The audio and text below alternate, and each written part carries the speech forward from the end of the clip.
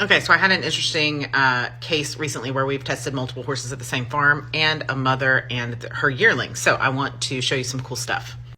All right, this is Mama about 2.5 months, 3 months on to a full forage diet with Vermont Blend from a conventional grain diet.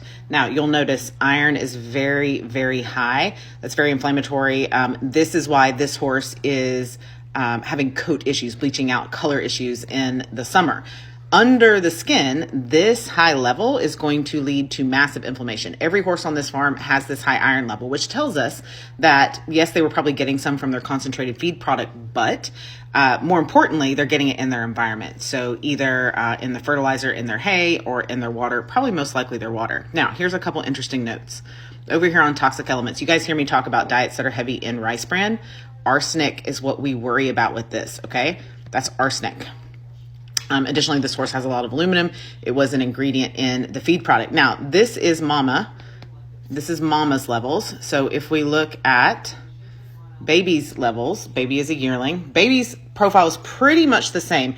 Baby is still on a conventional grain feed, so that's why this zinc level is so much lower than normal. Probably also had some weaning stress over the course of time. Again, super high iron. If you come over here, also arsenic.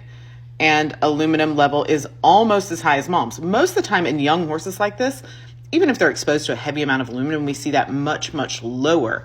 But he's getting it from his environment and from his food and from Mama's milk, or was getting it from Mama's milk. He's weaned now.